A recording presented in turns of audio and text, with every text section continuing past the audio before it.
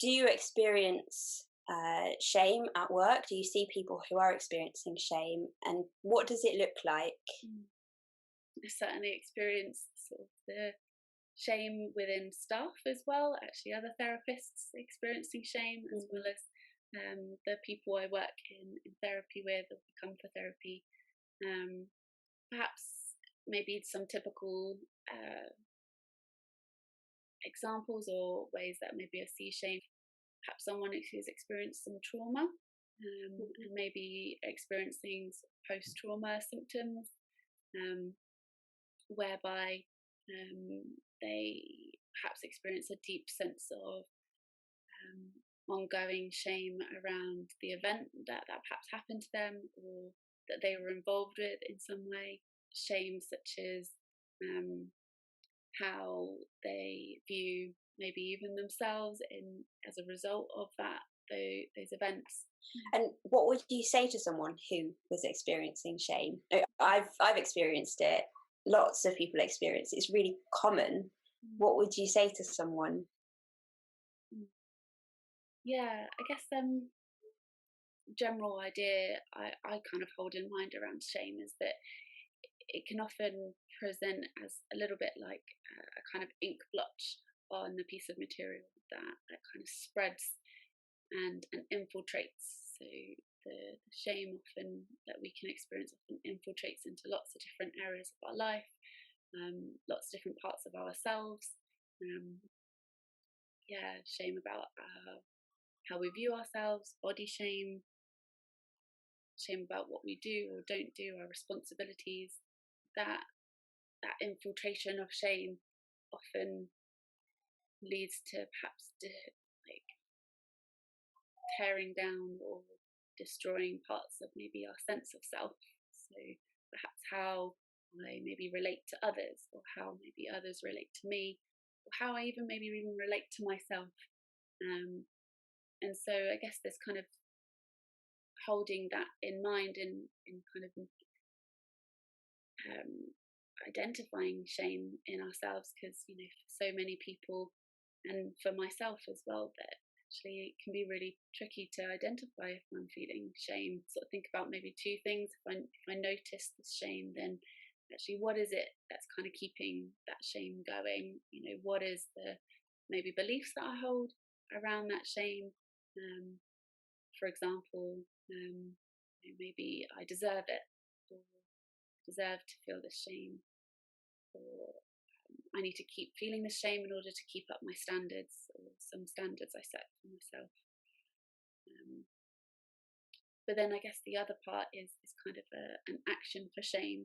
So where shame often makes me want to hide or silences. So in any way that people feel able to, is to speak that shame out loud.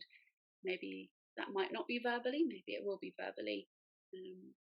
Maybe it might be creatively for some people, but anything that speaks that shame out to help loosen that grip on our minds. Yeah, thanks. That's helpful. So if it's common for people to experience, have you experienced it? And then from there, have there been any key changes in your experience of shame? Yeah, thank you. Yeah, of course, definitely.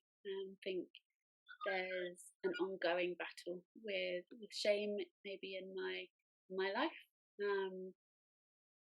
Think I experienced a kind of key time when I encountered Jesus, when perhaps my eyes were opened to Jesus and what he did. Perhaps historically I would experience quite kind of chronic shame, sort of shame related to maybe feelings of kind of self-loathing, or that I would never kind of measure up. Knowing Jesus, this meant that shame finally had a hope. There was a hope in my shame, whereby for the first time there's a completely different foundation for living life. This life wasn't about dependent on me, or kind of what I could give or not give to it. But it was far more about Jesus and about what he has already done. Something that was quite key for me was that actually the fact that I experienced shame was the thing that qualified me for salvation, qualified me to know and to meet Jesus. It says in Mark 2 in book of the Bible that, speaking to some of the Pharisees, Jesus says that he has come for the sick and not the healthy, which really, stood out to me as something that actually means that I can meet Jesus and that I can encounter him. But that's definitely an ongoing battle, as it often is for many. Definitely. Yeah, that's an amazing realization that Jesus came intentionally for people who are experiencing shame. Well, thank you so much. Thank you for answering those questions and giving us your time. Thanks so much, Georgie.